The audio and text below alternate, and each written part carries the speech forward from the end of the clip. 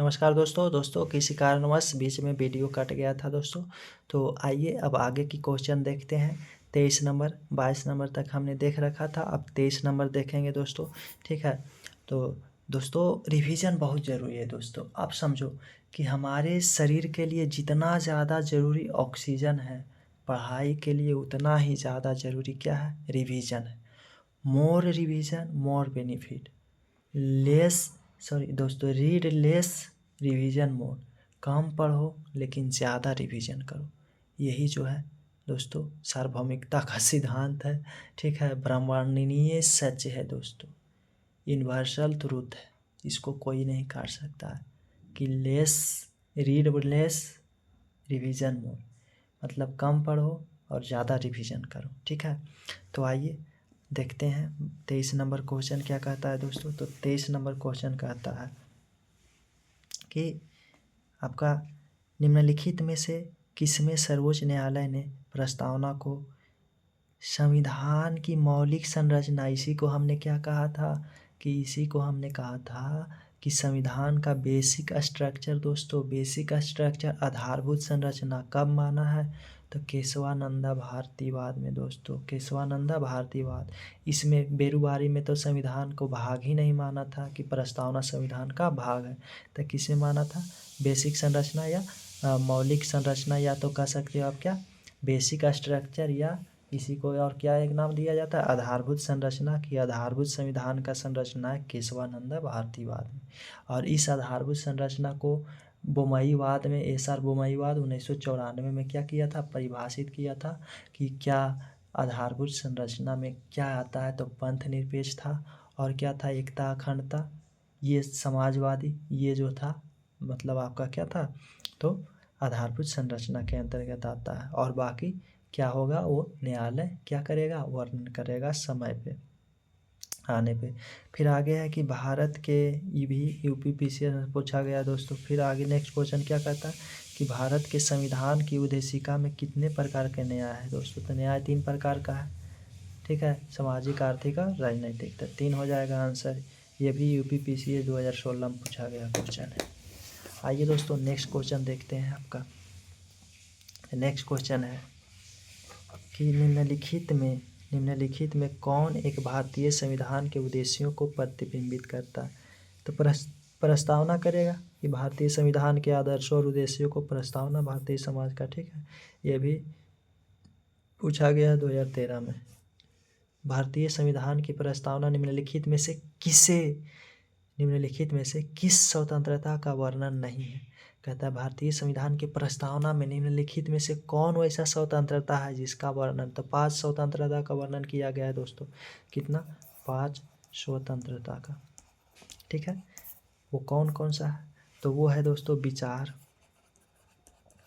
अभिव्यक्ति, ठीक है, विचार, अभिव्यक्ति, विश्वास, धर्म, या इसी को आस्था भी बोला जाता है दोस्तों, आस्था, और एक उपासना है, उपासना। ये जो है 5 प्रकार का स्वतंत्रता, इसके छोड़ के जो है वो नहीं रहेगा।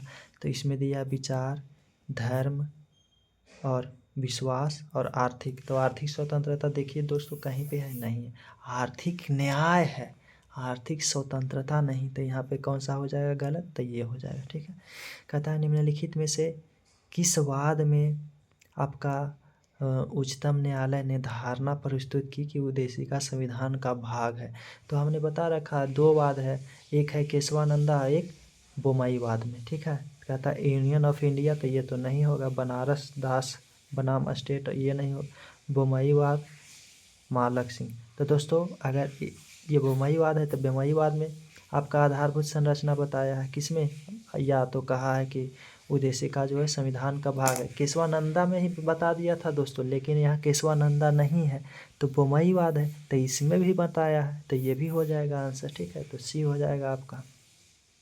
फिर 28 में है कि निम्नलिखित में से कौन सा सही है, सामाजिक समानता संविधान में प्रत्याभूत नहीं है, क्या प्रत्याभूत मतलब लिखा हुआ नहीं है, तो सामाजिक समानता नहीं मिलता है दोस्तों समाज में, संविधान में, यानी प्रस्तावना में मिलता है ना दोस्तों, तो मिलता है सामाजिक समानता, तो ये गलत है। तो ये सही नहीं होगा और सही पूछ रहा है दोस्तों। फिर आगे कहता है देश में सामाजिक समानता पहले से ही विद्यमान थी। पहले से कहा, अगर पहले से रहता दोस्तों तो संविधान बनाने की क्या ज़रूरत थी, तो नहीं पहले से थी। कहता है सामाजिक समानता संविधान में प्रत्याभूत है, हाँ है सामाजिक समानता, ठीक है। तो ये है दोस्तों, उपयुक्त में से कोई नहीं, तो क्या हो जाएगा, तो ये हो जाएगा सी वाला आंसर हो जाएगा। 29 नंबर है दोस्तों, 29 नंबर कहता है कि निम्नलिखित में से भारत के संदर्भ में धर्मनिरपेक्ष शब्द का सही भाव व्यक्त करता है। धर्मनिरपेक्ष दोस्तों आप बनाने का कोशिश करो कि भारत में अनेक धर्म है। बी में है कि भारतीयों को धार्मिक स्वतंत्रता प्राप्त है। सी में है धर्मानुपालन व्यक्ति की इच्छा पर निर्भर है। डी में है भारत में राज्य का कोई तो धर्मनिरपेक्ष का मतलब क्या होता है दोस्तों, तो भारत में राज्य का कोई धर्म नहीं है। भारत में राज्य का कोई धर्म नहीं है, ये आंसर हो जाएगा दोस्तों, ठीक है। नेक्स्ट लास्ट क्वेश्चन है दोस्तों 30 नंबर। ये कहता है कि भारतीय संविधान की प्रस्तावना को हमारे संप्रभु प्रजातांत्रिक गणराज्य की जन्म कुंडली, तो जन्म कुंडली किसने कहा दोस्तों, तो एन.एम. मुंशी, के.एम.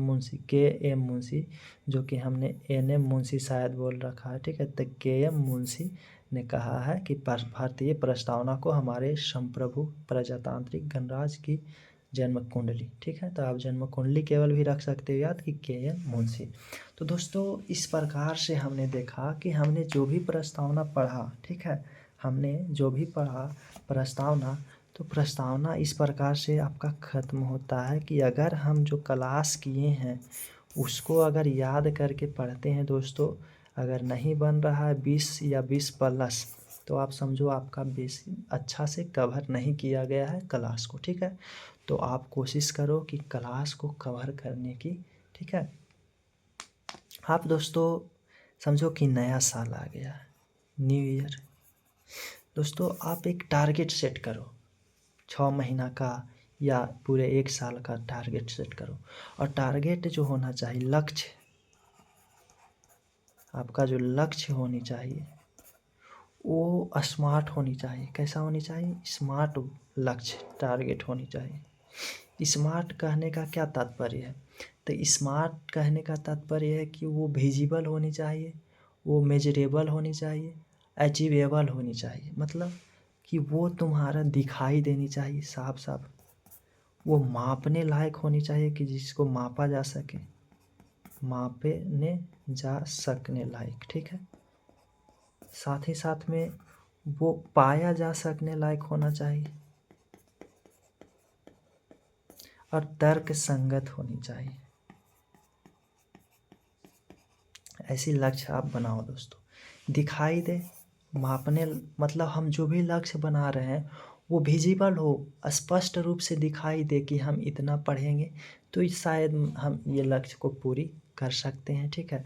मापने जा सकने लायक होनी चाहिए और पाया जा सकने लायक, ऐसा नहीं दोस्तों जिसको मापा ही ना जा सके, ऐसा हम लक्ष्य बना दिए जो कि मुमकिन ही नहीं। जैसे दोस्तों हम अगर चाहें लेकिन हम वैसा चाहेंगे नहीं कि 6 महीने में हमें अपनी वज़न 4 केजी घटा लेनी है, 4 केजी क्या कर लेनी है, कम कर लेनी है।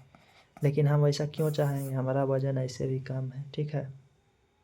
तो हम अगर चाहेंगे कि 4 केजी 6 महीने में मेरा वेट क्या कर लेना है, कम कर लेना, तो दोस्तों ये दिखाई दे रहा है, ठीक है, कितना 4 केजी, ये जो है मापा जा सकने लायक है। 4 केजी हमने माप लिया है। हम अभी अगर 58 केजी है, 60 केजी है, हम तो ऐसे 58 है दोस्तों, ठीक है। आप अपना देखो कि आप कितना हो, तो इतना है तो 4 केजी अगर घटाएगा तो 54 हो, मापने लायक है, ठीक है। और पाया जा सकने लायक भी है दोस्तों कि 4 केजी वजन 6 महीना में कम करना क्या बड़ी बात है, नहीं है, कोई बाधा नहीं है, किया जा सकता है, ठीक है। थोड़ा सा मेहनत की करेंगे कंटिन्यू तब। इसी को तर्क संगत बोला जाता है दोस्तों। अगर ये सभी चीज़ विराजमान है तो तर्क संगत होगी आपका, ठीक है। तो आप देखो, अगर हम 4 केजी ना कह के कहते कि 30 केजी घटा लें, तो आपको क्या लगता है ये तर्क संगत है, ये दिखाई दे रहा है, दिखाई देकर भी ये ना दिखाई दे रहा है दोस्तों कि कैसे होगा। अबे हमें तो मांसपेशियाँ को क्या करनी होगी, गिरा लेनी होगी। ठीक है, तो दोस्तों आप ऐसा लक्ष्य सेट करो जो कि कैसे क्या हो, आपका दिखाई दे, मापा जा सकने लायक, पाया जा सकने लायक हो, अचीवेबल हो और तर्क संगत हो दोस्तों। और इस लक्ष्य का 6 महीने का मान लो आपने लक्ष्य सेट किया कि हम हिस्ट्री पढ़ लेंगे, ज्योग्राफी पढ़ लेंगे, पॉलिटी पढ़ लेंगे। 2-3 सब्जेक्ट को आप पकड़ लो। अब रखो कि इसको हम 1 महीना पॉलिटी निपटा देना है, 2 महीना हिस्ट्री, ऐसे करके दोस्तों। और 6 महीने का रखो और 6 महीने में प्रत्येक महीना में आप एक्शन करो इस पर, प्रत्येक माह में इस पर कार्य करो। और बड़ा लक्ष्य अगर है, बड़ा क्या है लक्ष्य है, तो इसको छोटे छोटे ऑब्जेक्टिव में बांट दो, छोटे छोटे टुकड़े में बांट देने का क्या करो, काम करो।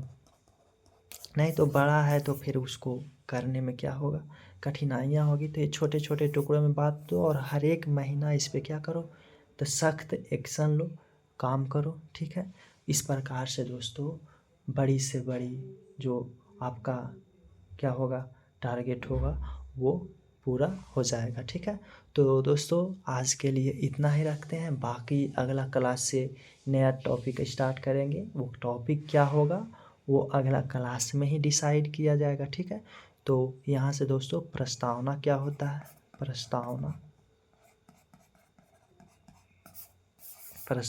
खत्म होता है। ठीक है, प्रस्तावना पूरा क्या हो जाता है, क्लियर हो जाता है। अब आगे के क्लास में आगे देखेंगे। तब तक के लिए जय हिंद, मस्त रहो, स्वस्थ रहो, पढ़ते रहो। ठीक है दोस्तों, ओके दोस्तों, bye, take care, see you, love you, thank you दोस्तों।